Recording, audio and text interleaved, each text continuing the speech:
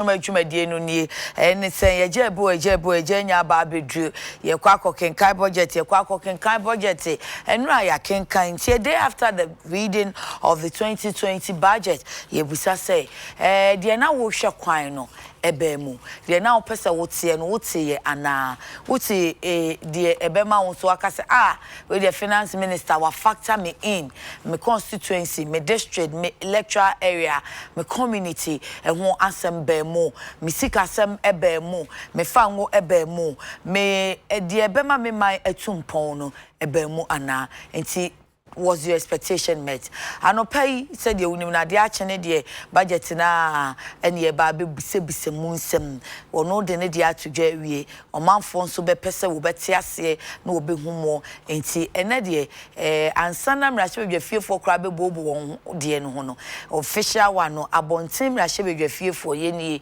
yesi nkonwa yenemo it's all about you enti tipo said the nkrata na de baaye no the nkrata na amfa ma ye hwe bi ne nso ye tie bi no na ya pone ho de amamu na afei yakwa akobisa monten so dwadifo ku hudo ne ade no na abisa wo mu say expectation no ehia pepepe said the na wo mu hwehwe no ana enti ene de a day after the budget reading enwa ena ye ba bedi ho djuma but enra no hu se edrubre bia ye kenkai budget ne sa budget na nka se kenkai ye ne nheda nya amanfo focus na ho mfiafia ho no ehun kwan de wa no de ma ho ye anika no eno na ye na obi ani baby onu sina ni je because edru baby kra no se na ye se aye tintin dudu se na ye den yo ye se amanfo tonko na wan obi a wo da ye nyane na obeji atum se wadada ti mu se wunye bisada kanokre se ba yida ti mu se wo da be se aswesi that's all there no asia sorry yes enu ada ho ye ndika pa wo gam da manfo nu ba so no mutonko ho na be se nye se funso nti na school fo ni bi mpema no sometimes the figures are boring kwabena machie yade na wisi ni mpenyi se mtwasa kofo so eje so yade na wisi na ho te say adom bi ma na so me bo me abrewa sa wo mama ansem no anti Lydia na so me de shikon na so na so nyame ado me ho ye me da wase pa na ne krakra ne say ne krakra ne say we no nipa no wadi ne credit dada nti me de me pa de ekofie ebiribi na omoye ba ye nti se ayi de ne fans Miami fans, a station fans, station aboka na wie. Ti ye nika biem. Wo chair cover you. Wo chair cover ye. It's no say me personal way because na man for send me message. Mom send a message send it privately. Salon chrono amamo. But se see ayi de sa contract in the sea. Intimi sa man credit ni enye sa. Say doctor say tafre ho ye ni di nkom. E say o so dwen adwuma no de wa ne mfra me. Ti me kan ba ko a hey tinefe adumido mi na aboa me na menya mu kenya ne aye bia ma no okuma but you overspending 2020 you overspending okay so o te dey yeah spending kaya you for na dem te okay e dey na what fa kaya you for ama kaya you for great and before the budget no say tro for euro krom kakra okay addition no bia ebinom cause you nya na tim no kasa na buso kan for the chest the bia no enkontan de ebu di kama e kan wasem but e na reflect me say because almost so ntesi e ka budget e be reduce budget kra Ghana no mo person beti so ani o mo boapa na o mo si o manso ana because mo si ya no reflect ma wo mo e bi su there be e papa akwan na de ewuwum any overspend the election year tisika beba mixed feelings okay me so me say no new taxes na me scientists say school for school fees and but inflation is say abafo na ba ko amete about taxes na de na it say 2019 de na yesimi so nti de no ye ni previous year no ye import duty ye fi ho ye real estate VAT 17.5 we year fi ho anyway me note no mo fa me note ni bro yes I made notes na manye note anka no pay me there aba yes I made my little notes intimate mete no nam say we dey dada ya na o ma sign dia be you nti benchmark value assemble o say benchmark value okay benchmark value okay be about that ne no so yes because I think say AGI was calling say omo losing by 50%. Me note ne ho man fa ma me kan okre but mete enim difo na na omo ka after that I followed up na mete analysis a omo ye and omo ka say growth no efe okay koye na so te say Professor Bokwen say me mo mfa ntoto abandada ne de no enya sa ye nkoye nim da exactly so won sa and Dr. Don Fenso can say eye but yema agric production no ye hu so na enuane no ukọ enso fish ne de ye hu ba bi enam okay enti se omo ehwe growth ni nyina se ye ka ni nyina bom a ne ma ye ton services a ye render ye nyini koyie de na so omo se omo mpese we ye nim difo ne de like the comparison omo se comparison ne de ayeye enye sa e na it is a comparison no de wo do ho toto no wanya de enti arenti na amfa won toto de no wo animu chen but obi anso ni animu sante ne onya no wonya de obetumi ai okay enti eno na meteye ye be hye se ye be panim difo no mu na ye ne wo no makasa efi se wo mo se ye rely anasa concentration of oil and gas ne so e do so eno so do so ensa nyuma na ye create no enhye da nka Ghana enti ye ba sa nipa dodo na ani adwumaye na ye taxation na call production and also amount for say na sa no production no way so where is the production exactly production no way and also amount for bisa and the phone bisa sa na sa production na ye can production na ye can e wo hefa because industries no you see ye bie no ye hu omo product no wo market yes that time any discussion last time draw attention okay because yes Tiro one for Tiro in example I want sawam the man penya be the commission here but you who product no e baby e be chance na abedwa so na does it have to take that long am ka so much tintin ofidie na wi ya commission dey say chance ye adwuma eti ehu ade no baby nkansa wom ne nkran so de mu nwa ti anya hwe na o si ehu ba ku bi so anabi e won sawam another subsistence production wo ye o producer man sawam fo nko a and say say na be sa ko ye hu ye TBA okay. Then another 1D1 if your commission be okay. And also production no way. At least I was say visible. Okay.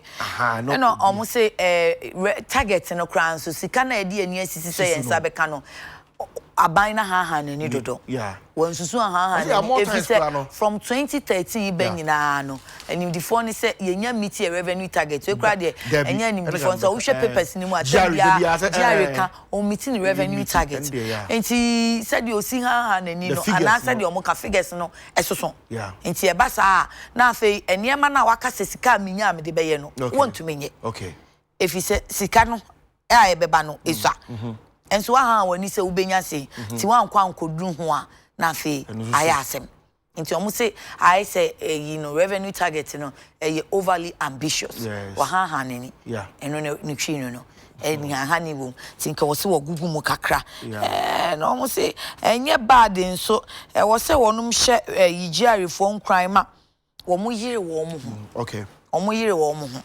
yes o man fa taxes fufuro bia amba because edwedifo ni bi so kra no enwem ni omo ka se no omo se o omo kra no ba ku bi hyemu a na nka omo hwe kwan so obeyi afim asa afim mo ti wan fa fufuro ma ye but na bia kama no omo pese omo eyi film ina wanyi afim yi nti yes wan fa fufuro ama but won mo omo nti no omo ntua no giare ma ne ho nye ne wa na sanctions mrem no sanctions mrem eno so de nka na madwem se nka akrokro ne adefe enim the phone says sanctions beboa but me so madwem se akrokro ne adefe because cabinet secretary anafo and ense so omotena se atwen bi obi o amfie mienu ya doso amfie mienu sa no so ochia ebe ne ya enti se omukọ emra no se quarterly kra mpa kakra sa nipa no ochia na bi enti mi target enya dia obi ho enti ma se de yan ya kan ye de ye ti ye ma ye nko bi so ra Samson Asaki Arengobit okay se wono so ote de yan or your executive secretary won importers and exporters good why are there na emusa se wote de enu na no opese wote eja Asaki akwa aba Mejuso, Michelle, before you know, Miki, Oh, one TBBR apart from Mediano. Now, what Ghana? Oh, boyfriend, me or Ghana. Remember the job about the way the Obana Jabimano. Oh, sir, Mianya, oh, sao. Mianya, Sammy, what's me? I'm ever. Medical catch will be present at Nana Puku and I'm watching what Guta, I'm watching our Fajament. Oh, quite you, dear, me PSC, and you are Banoma, ain't he, man, worry, only the you. Miraboko, dear. I don't. Get the Yamia say. Now, Miss Sonia, don't me who ye me that's a pa. And Ras, Niamo said, "Will cow who was see to run a power in the minimum say, who ye pa." me that's it. And Ra, dear, in an expectation now was a mate. Anyway, and I mean, you take a forever guy, some friend, Ra, and Reggie, and City Mandy honor. Then after budget, now after business, say, yes, this night, we met. Say, yeah, Miss Okra, once I will Tima, now we need a washer quine, a jebo, and your baby drew. And today now washer quine, a bear mu ana. You me that's it. The attendant say, budget say, now, I buy officers for no more kind, a bisa, some awards, 3 days associations, and zero stakeholders. I don't know whether because I was busy or whatever happened. The artist me, I didn't have the opportunity to have met the committee this year in their when they were soliciting information or concerns before they prepared the budget. But the attendant said, a jabba do we send a kind of and know that it is obvious every election year it is unless you are not a smart government and then a smart thinker. If you are a smart thinker, there's no way you would come to introduce taxes on a budget in the sense that you want, in fact, the budget that has been presented, if they win power, then they will continue with it. If they don't win power, the next government that will come will only spend 3 months and will have to prepare a budget, or 2 months, they will have to prepare a budget for the year, isn't it? And so there's no way say they will introduce a budget because you want votes. And if you want votes, where will you go in touch? Will you go in touch payee taxes or what? Where will you go in touch? Will you go in touch manufacturers who are already crying? Say there's a lot of taxes on them and there's a lot of utility tariffs that they are paying. Where will you go? Will you go to teachers who are saying that their conditions are not already good? Where will you go? Will you go to doctors who even are prepared to go on strike talking about their working conditions? Where will you go? Will you go to port when port is already choked? Where will you go? Will you go to telecommunications company when they introduce the 3% on the talk tax where they started taking and the government have to use a threat messages to the communication to be able to stop taking it upfront as they started with us.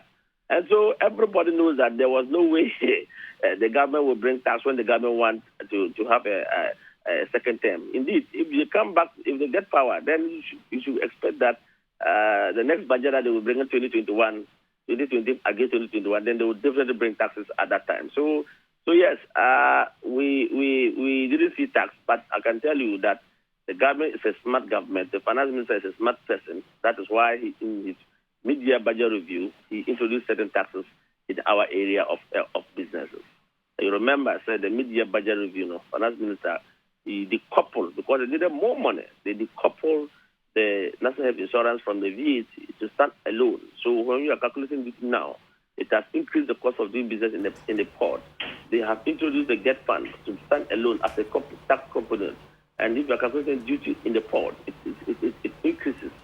They have, one way or the other, the benchmark value that the government gave to the business community it could not sustain. They cannot come to the public to say that, look, the benchmark value that we give it out, we are coming back to take it.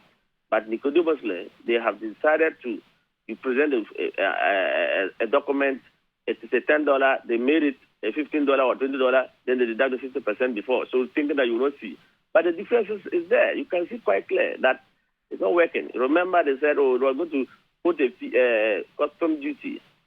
We are going to peg it from 5.09 for 3 months before they review it. That didn't happen. Within a week or two, we started seeing custom rate growing up. And as I speak with you now, at that time, custom rate is now using 5.27, 5.28. It's almost 5.3 in calculating duty. I'm sure today, Tuesday, it might hit 5.4. You understand? Or 5.36 or 5.35.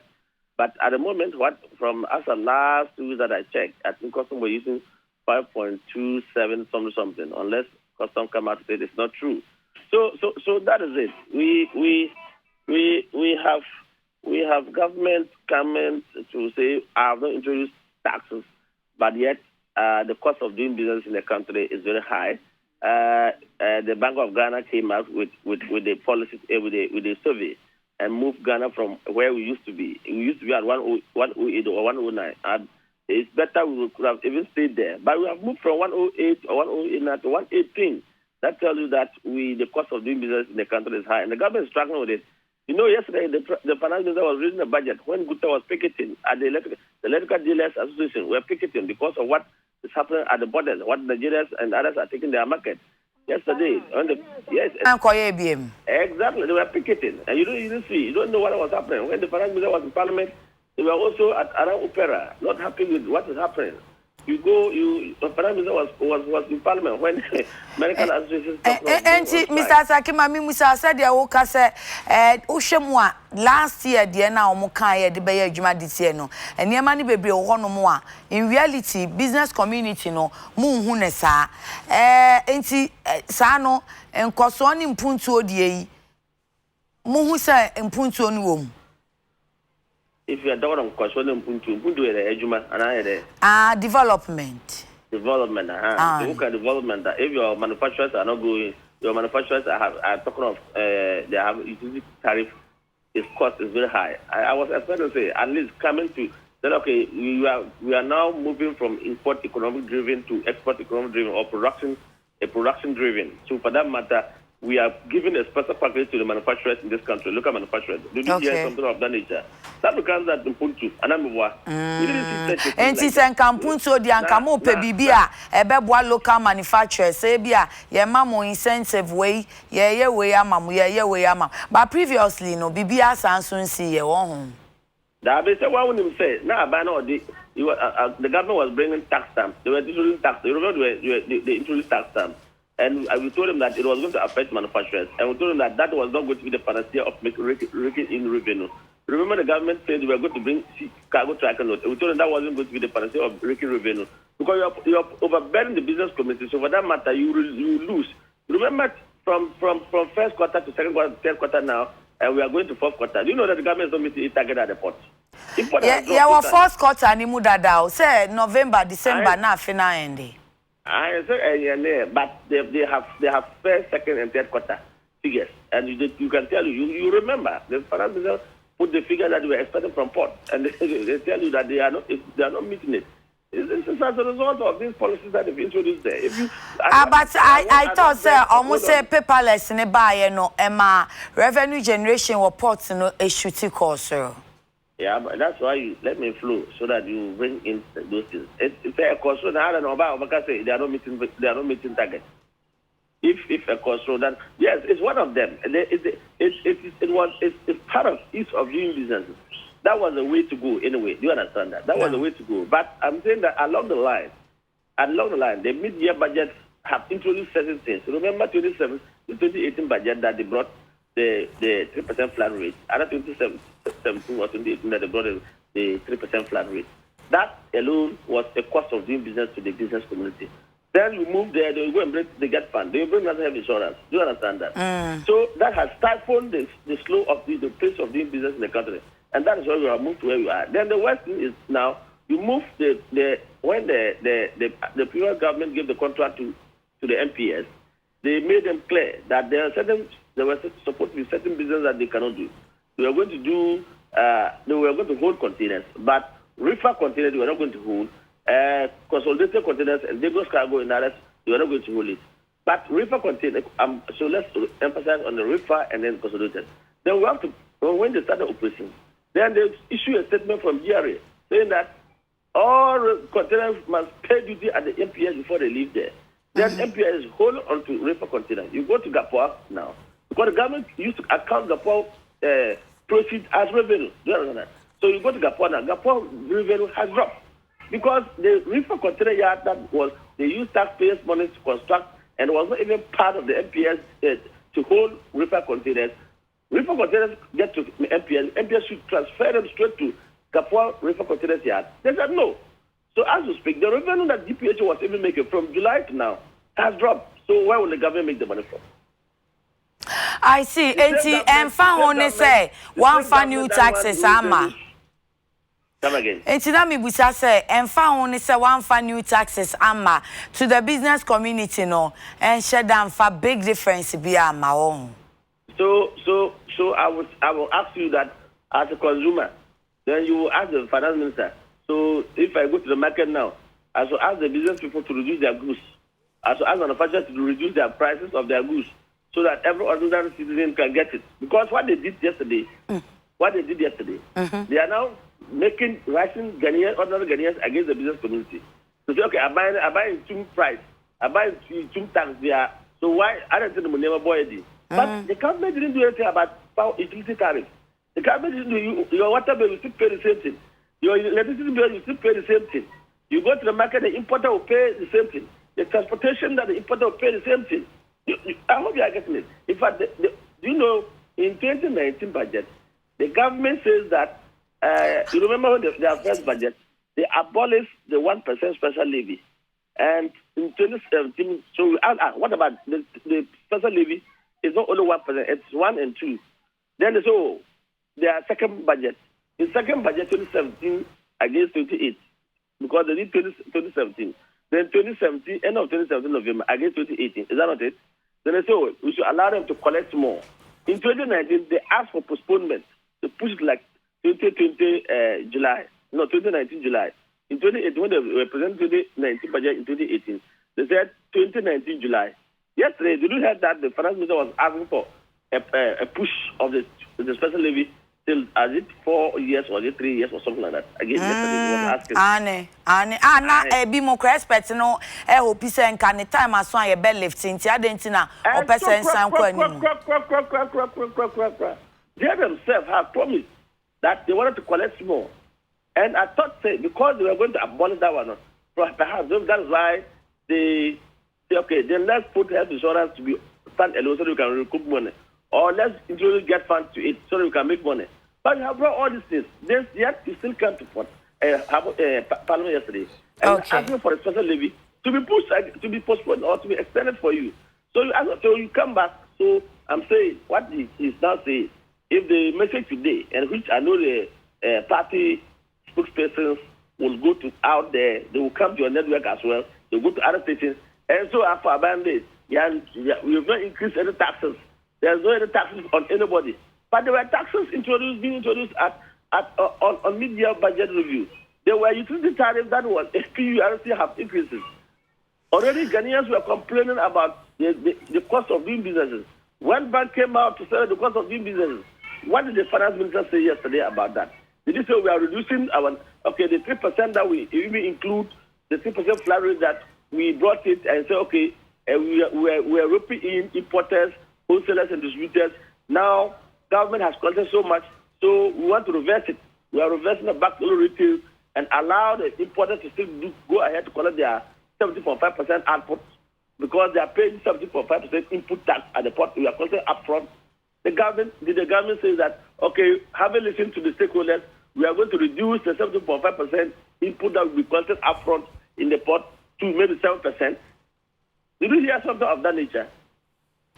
And your answer reduction, and so yet say for new one biama, dear saying. This one biamba. But if you today you go and buy porridge and the porridge still wants it, will you be happy? You ask the go say otherwise. Have they increased the tax? Reduce it. I see. And ya would your fancy na yen share going forward no said ye ebesi enya impact and a be reflected on no asset. I am hoping that perhaps maybe 2020 is far and so we will talk about 2020 media budget review that he will come and do something. But I think that if, I don't know, but as the policy will tell you, they haven't seen the nitty-gritty of the budget text. They are yet to, I think I was listening to them at some point. It's yet to come. There's no way that they will bring the budget without any appropriative act and other things. So let's wait and see what will happen, and then we can discuss it as well, my brother, my sister. Yeah, that's Ura Saki Awingobit, Executive Secretary, Emma Importers and Exporters Association. Komrana is an say, Womamuna Womutim. Womamuna, we call them so many Momuna. I say, I'm Cossa de na Momosheno. So we see him Comodia. Also, benchmark value so on. Senanka or Mosha say Bianca, Beba from Kakra. If last year, the Omoka is Omobayeno, still baby Gina Negina, and Shadam Fancy Biama. Because was a chassis and say, any Abusukan for be in common. Yeah. They say, you better but say a code now honoma, or moon say, Sana Koye.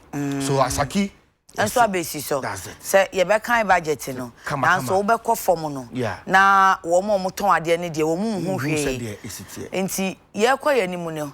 You better say, if you're for no. Inflation aba from interest rate aba from any ade no ni nyina kwa kwosisen e wo wom dada assetene mo impact no et say but ye keka ne say no a ye na jusag for di nkomo wo mo so oni so mo ko indefinite strike enura na no mo fiti ase but ye say wo mo say ade na illegal illegal nti mo pass court for pa wo mo ankasa nim di pass na wo no ti ko illegal strike sa no nti ba me kwa ahoma so na me ni owura Alex Nati oye JUSAG Executive Secretary na oye President Emma JUSAG enkodi enkomo emra na krata no Cynthia Pamela Ado oye Judicial Secretary na otro ye say mpanimfo ne say management of judicial service say strike na JUSAG akono illegal eja nati mache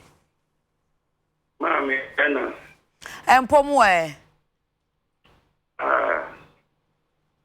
when you become a soul, you need a soul.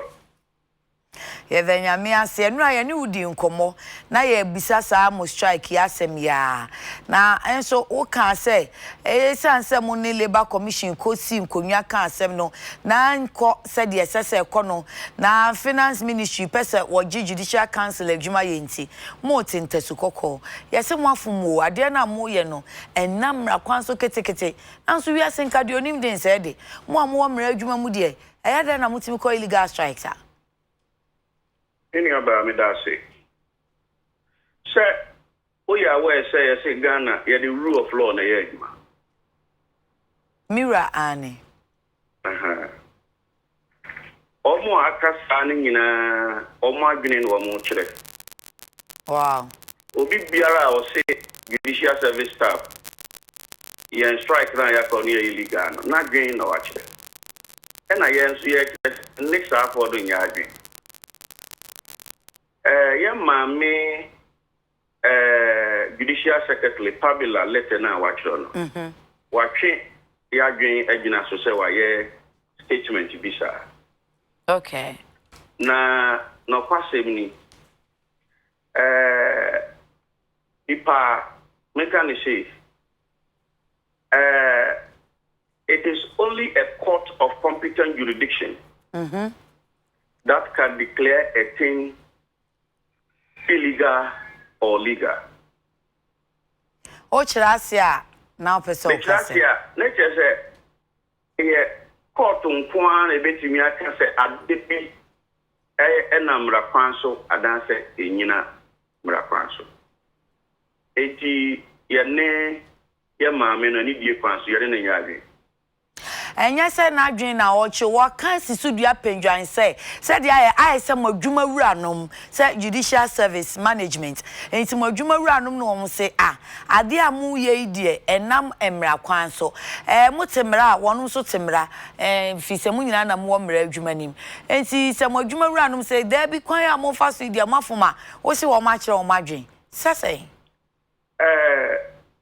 Menyaba what is adwuma ephobia ko strike Ava or more management.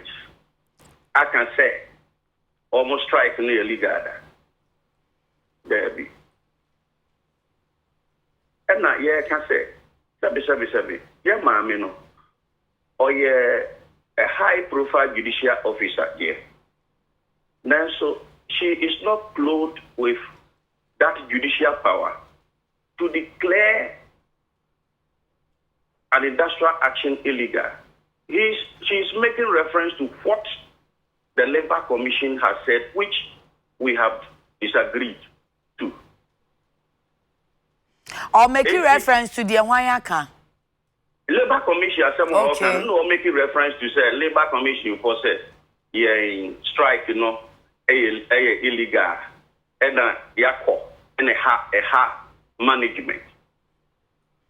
Na say ni okane san so awodi kan fi say Labour Commission mu no mo hwe apadie nsem so enti ye ni instances amanfo akobi a wa hye wo mo aka che mo sa de amu ye ne nam ne kwan so mo nko mu nwuma so na ye nto ankasasie ne so enti say wo make reference to Labour Commission de ne de a woni kan yeah can make us say management has resorted only to power play, and the can say power play does not resolve a problem. And as far as we are concerned, you three say,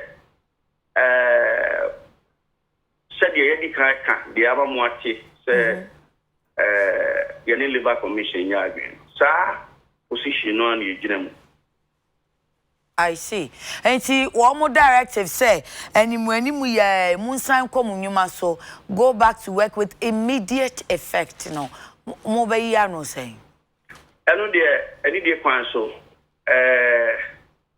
you're in a yarding 80 young for the Beco strike. Nature say, Moon Qua Jumano. A son said, the ear canoe. Ajanate, me besides some me say, Chesse. Mon kwa dwuma no said your moka say mon san komu nwuma so na kwa to bia anko na setena enye ne nhyehyɛ pepepe no mo se mon kwa dwuma ai twema mentwen emma kura anwae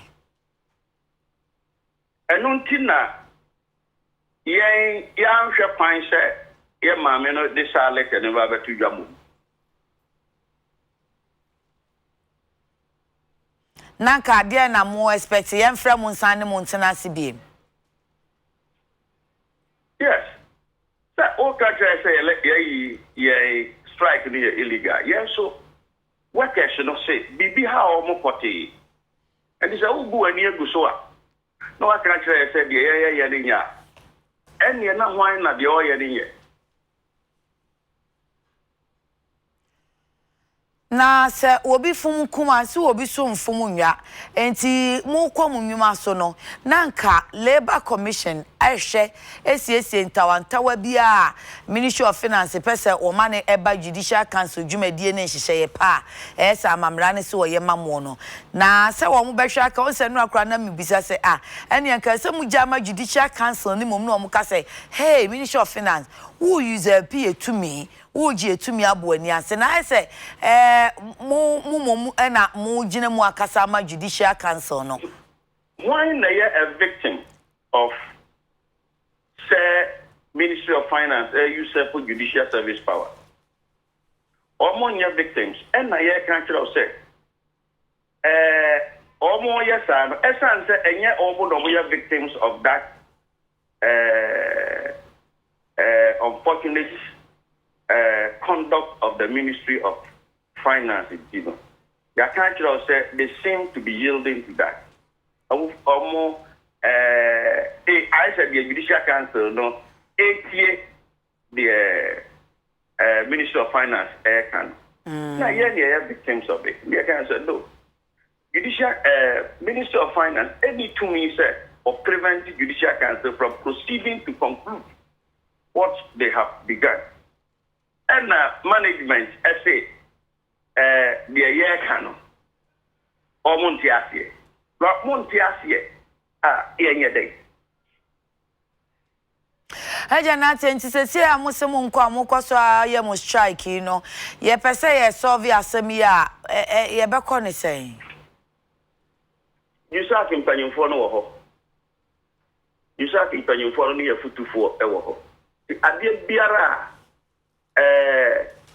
yehwa ebeboa yen ama ehu aboye na firi ho no yebehwe mabo hu ewo kwan ben so ya bohu se ya hwe ya efiri 2017 ekosi 2021 no judicial service staff enya aketuantumu enu na ye nhihye Ministry of Finance ye ana mompe no ana eno na ye nyintumu batia mutie na mukomu nyuma so a empani ne kai asem anu adi akuma dwamu sabi esi edi nchine di makoya enti Jojo na nkamaka many aba you see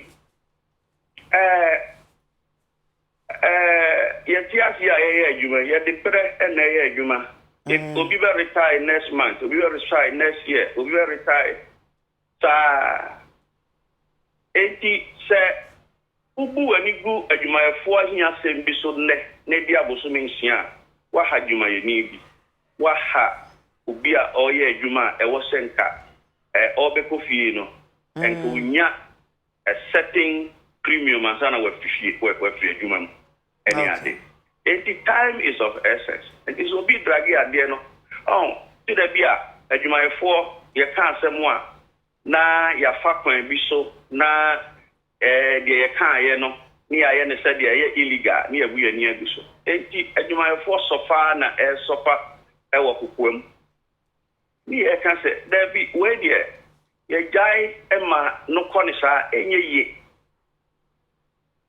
okay enti se mo ba koso atena fi a bibia ni a ye ba se aba be penchire mu eno ye da se pi yenso ye da se Eja Lesnate Jusak president almost say womatua no mate no say illegal enye womadwuma wura no enebeka enti court enebeka dia omonkwa adwuma ne enkwa adwuma china kwabna wani fie won say obi ate atuama National Labor Commission akasa abanyanse munye deda de bia adwuma for de no ene ye illegal ara me menti ase say ekoba ne saa Womwa ene bi yaso masho mo se chinchina amonko na eja se won sa hye nipa nanum wa nkwa ukita adwuma kura se no ni Jusak for na adwuma onka omo onu ne de ma menhwe ni position no oye management member nti won se ahemfuchi ne bi didi bi achi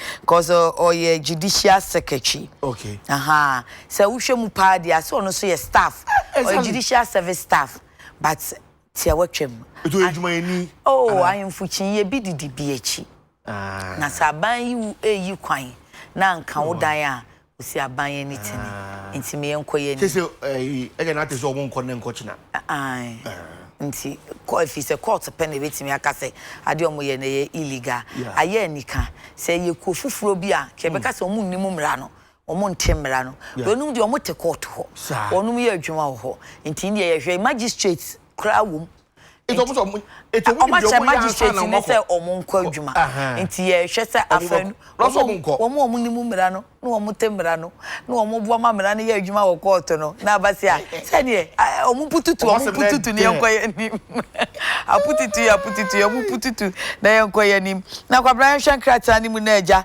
budget nsensem na wo se na eche na mika bibi chosa mete banks na wo se 2018 na 17 die o say 18 die msi o NIB ni modern months ni woni EDB e be koma bom ni aye wo e be ka bom ni aye ni development BBB bank enu anya amaso enu anso omo de NIB kro ya sign by still ni modern mono nti oni ebi mo omo bobo ma ebi mu kra o mini basic any NIB I think Prudential na other banks bi enu so minister kan was there an explanation to that effect? One so anya wo be chire yimuni Daily Graphic government to spend 85.9 billion Ghana cedis, wages 22.9 billion Ghana cedis, interest payments 21.7 billion Ghana cedis. Busiansi honkwa no. Baya.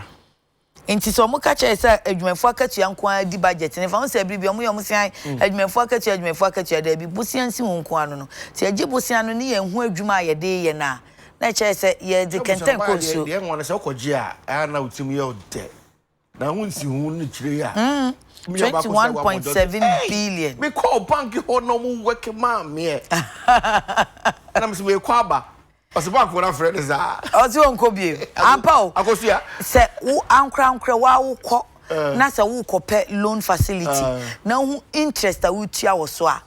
Na honum na se wo de o mine de ne toto ho a. Na se ye busa mpanimfo asem se seriously. Mo jibusia na adwuma ben na mo de ya maye. So comprend o mo frɛ me sa man fampo. Because ankra ya kwa nwuma so ko jibusia bisa adwuma ben na wo de. E wo se ye bibi a e de returns papa bi bebre. Nya sa kwabena wo tua wo besu sa. Obi kwa jibusia sa de ko tua ka. Eno de nye papa. Minority disappointed with 2020 budget. Government to roll out 8-point agenda. Revenue mobilization tops list. Supreme Court dismisses Amidu's application. Special Prosecutor BMO. Back page of the Daily Graphic. WAEC to begin prosecuting examination offenders and then take action to halt forest depletion, Dr. Chumo says. So, Daily Guide still 2020 budget. 2020 year of roads after NDC Ghost Project. And then 33 billion Ghana cedis spent on legacy debt will not overspend in 2020. Supreme Court throws out Amidu. The Chronicle. With 96 achievements in 32 months, Akufo-Addo deserves another term. Finance Minister. It is an exit budget, says Minority. Budget debate should be pragmatic, not propaganda. And then what a shame. Media desecrates Parliament. Kwabena Chronicle so ayeni nuanu mu adwuma. Pa sensem twofo amukọ lobby ho a mukọ ye ho fi ni sa ne tie. Chronicle na dia be. On the media na to. The Chronicle na dia be. Daily Post. Daily Statesman ma fa to so se maka cho se bre wo media wo fa no aye na tani ata maka kire won maka cho we cho Daily Statesman na dash we nam dika 5 NPP has the will to power. Oforiata unveils a budget to drive a redeemed revived economy. Tech must power our progress, Akufo-Addo tells African scientists. NDC U-turn on elections is surprising, says Alima. Daily Post. Why has Akufo-Addo left out only voter rolls in 2020 budget? Okujeto Ablakwa queries. Spare parts dealers accuse government of unfulfilled promises and then prioritize protection of Etiwa forest. American actor. Sir. Yebi audi wabeka we kokoi dia oka ombetie kwabra mebuana say timi nya kwaire nto osa ba mo so mbetu eno say yem protect no na the protection is yema na nya ye hiasem agudi ewu mu no ebi aka ye say yete ha enam Ghana doctor senior professor senior expertise muma yen hwe system ni ye when the systems are good when the systems are working bibia be ye kama ya anti enhia ya Obama be kan na fe be ye kasatomamu ebeye kasatomemu na fe Obama crisis tina meka se bia sa American actor Leonardo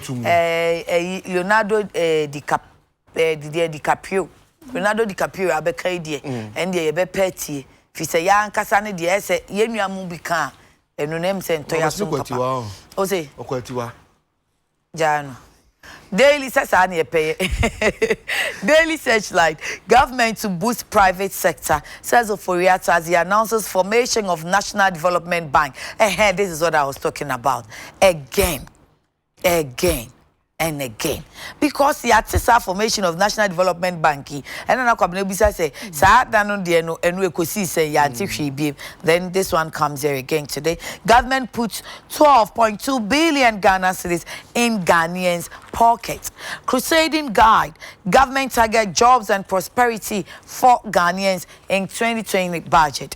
The inside, farmers suffering, threatening to boycott elections over poor living conditions. And then Senior Minister laments over importation from South Africa. Daily Dispatch, nicknames of presidents of Ghana's Fourth Republic. no ene or the buy on the one budget in asem kra and on say NDC's ahoy and NPP's Mahama disagree on December referendum and Brexit comparison. Ghanaian Times, at the presentation of 2020 budget statement, will not overspend in 2020 election. Finance Minister assures 2020 budget focused on consumption expenditure. Sana minority no says minority cheers GS greets 2020 budget. I cheers no na omono moto enyumbe na majority neto no. Wa am refinyum ne kakra. Oh moto nyum. Em say asem papa bi amate na but chorus no. Omo yusu nfufuro ho chorus no me refi me kanwum no and na minority no so minority na di kan no onum yi omu paper no omu say bye bye budget we need itwa to okra enti omu no omu to bye bye yo oh nipa na me ne just say hey omu yet say their school for na me say hey no mo ho no omu no they are reliving their youthful days omu da mo tra omu kai omu kwabotwe ne adisco ni ogasco ne achemota ne presec time na mu de mo tia na mo say na you come every time kan do hoti no ma kai dwabosu senior high school days no o wa kai dwabosu days no na fe omu de jeje omu ni site omu to baba yo na abamawie no majority ne tie na okay enyum ne me kaya enyum ne ayira me eno omu soye no omu to ya Mr Speaker so jai omu ye kakra che crowd ni dua na ebo won kan o da bi ni dua na ebo se de court judge no o de bo na omu to nyum ne mo na say Mr Speaker o mo redeem no tie nya de enyum ne de baby na yes obi say obu on ka bi da na bi ya ye nko ana se fa ho be na se anko nka egezi anko nka de sanra ne de kenkan wi ne ya na no be ka fridge wa de benada usually omo sha setena from Tuesday and if you benada ekọ no e no be sha se abobo nti sabre wo mu siripe wo mu pese wo mu eyi niema ni so ma amanfo ho no obo se minority no be kọ akọpe wo mu kanea bi asi ho no omo tutumu a no omo de aba na majority no so akọpe wo mu so kanea asi no omo so omo tutumu a nti ye kọ no but ye betie economist no so de no omo no mu ntwanko bekum ntwanko ni fa most likely be we a che no bon se to da be se jana ntina na ma mpanimfo ne mpanimfo bi o se expect fo no kura be we na expect ni no tim ho ba bi otwako o wa em se de aduru de say budget ya ni free free ne yo ebusia ye sha say dia katafa to so edu ensiana ede e sha say graphic mo na Mary say the story in the buy o sidom kuma wo mo e wo mrahye bedwam chese sa budget ya ja kenofuriata be ken kan ere die wo mo disappointed pa ede budget na ngungu na to kan ne ntro budget sa no se bo kin kan e gina tim se dukure bi enemu figures basa na o chema Odumia for fifi kwete kasa na wo chese se NPP aban de wo hu aban o ma sansa aban we da efi se wo hwe enoma hodo a wo ewo se resources pa na imputu enkoso bako se ewo mamu a na odi ya pa enye enoma enkoyie kwa na ono de enye na ya isansa afimpinu ene adunu no odum se wo mu sa mabie wo mo ekọ wo mo chese wo mo hwe no mo nyina egu fom a womo continue don command mo chese o mani anye ho o afa wo mo krata ho mo de church wo say bye bye budget o ma ha se honom na ye papa Martin Amidu wade asemi ekodan eye court bedifo say ja wada ro ba mo nhwe mu na sika bi a ekodi waterville for ho no ye nhye attorney general say madam mo koda mo koji sika na enfa emram court awuri da say mo nyi sika na enfa mra na so ba ya attorney general I just say ya otimi enkoji sika no enfa ma it was assembly court Supreme Court no wabra 5-member panel etina se Justice Paul Bafo Boni any penifo awdo akatena so mo hwe so papa wasma de e bind de ka se wetimi asoma na eboa ya asema mu hadodo sa kona sa bra sa obosa ba bi odia etie bona se mutugu oba ya na asema ye papa Matamidu eka ye ambase mi chem kaka le choma for any say Deputy AG eba court honum bi obecheche asem emum lawyer Godfrey Yeboa dame na wo chechem no chese papa Matamidu twantropa ne se no kan bibiro honum a do kure bia enim eto kan ne se mu ya so oboni nkuro e de che court na ewie no ana Matamidu ka se dame wo ye nipa bi a wo nhye dem mu ade kura wo me ba keto akura no wo ne nyepe wo ba num so enche ye wo betu mpanifo na so wa dwen se There be another casa de champion what we are crabbing what when you what when you and 2 days at you, Matami do we all court and all this hour you might over dame. Said I'm a bonu crudo to benefit to the bomb to go. No matter do and a banner, ne bucket to a good and massive. And what in the one is Anna. So, Berguma, a boom penny for over 2 senior fool. Now you book who bogu swa.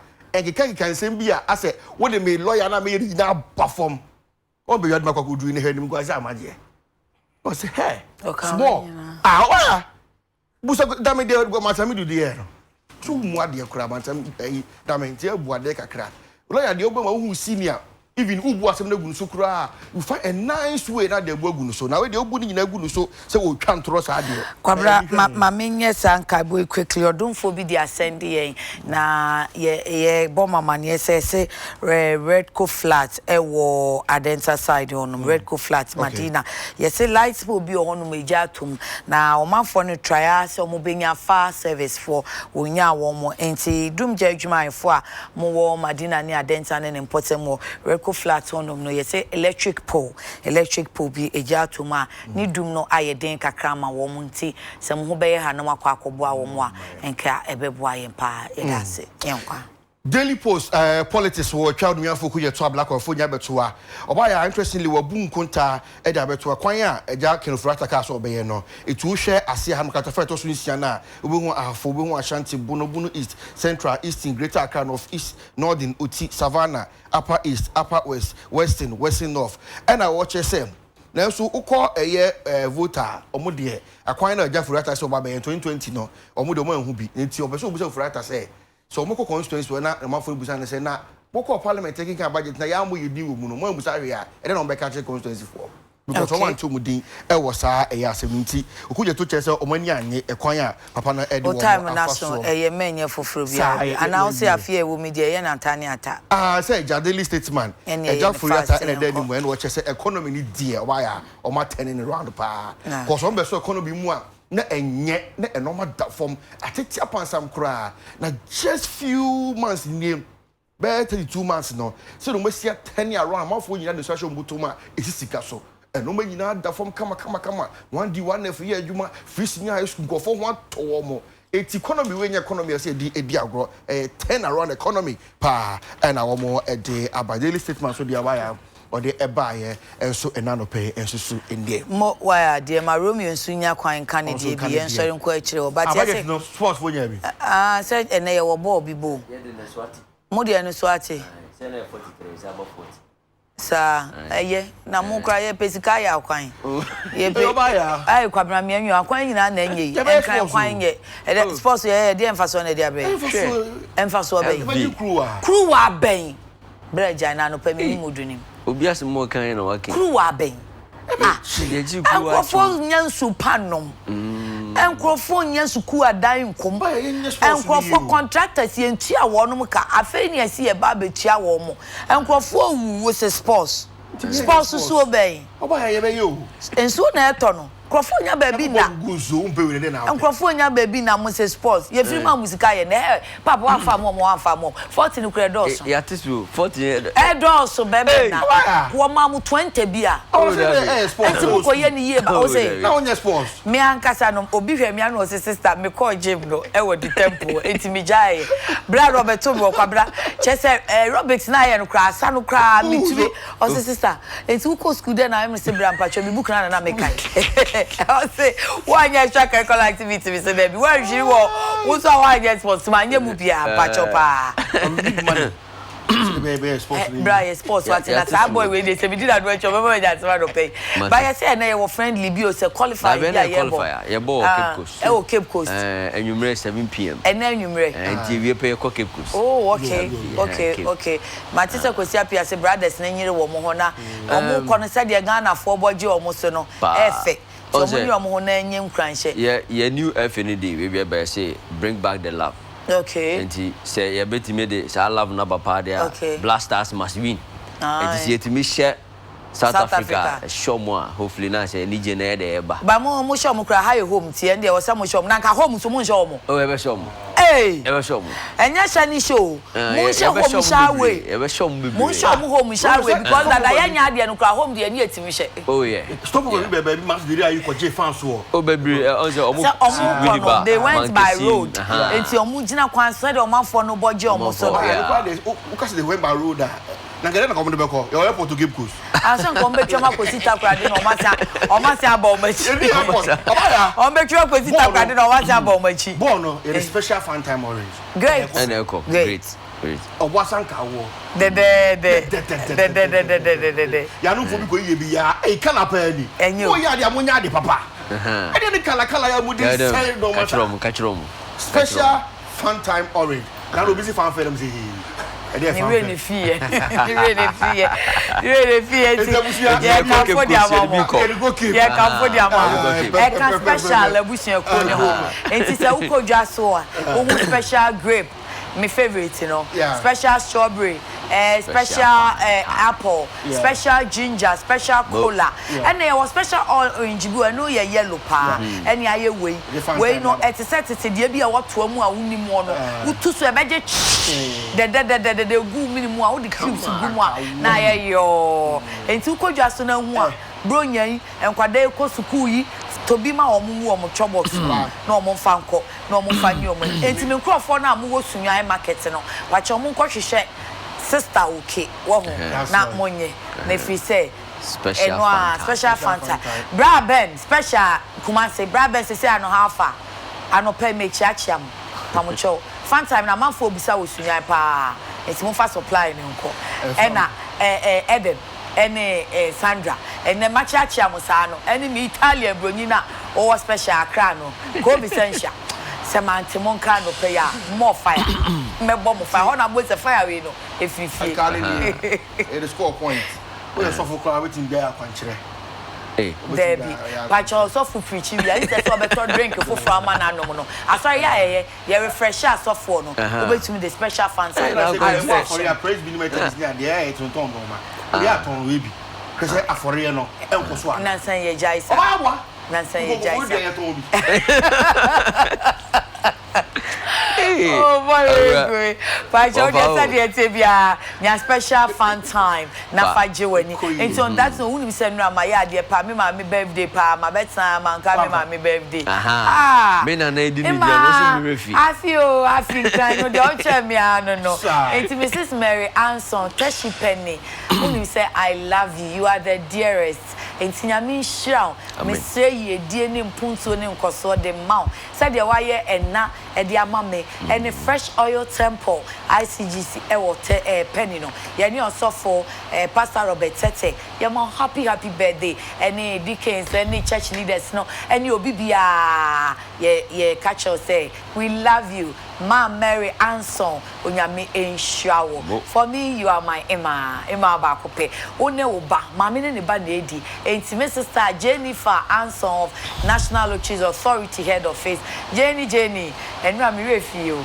amo amunim samo sister de ji samo family sa enti my belated happy birthday Jenny Anson one Mrs. Mary Anson esese ene me de dokro ne ba na yenya na na siw kakra si ho na yemiamiane sa na mafie ho aye de enti sister Jewa dear na yenyina we are saying that happy birthday to you or belated one of course Jennifer Anson and Ma Mary Anson yes dear Zaya. Yes, sports. And yes, sports. Yes, sports. Since me come mama fan time mama. Ocean na me say ya. Oh, me come for back. The motor nako. One time. Nako mama. Timpacho Eden mami bi na fan come mama no one any birthday. Yeah, no.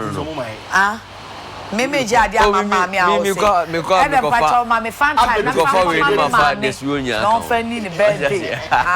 Don't say am family wa. Adve change ne dey. Get desire oh you befa me offer me share them don't me offer me so only Adam kwabrane susu opebi only be o su opebi me kama o su opebi obo ase kan so there bi o de ye dey no me dey go chama children so fu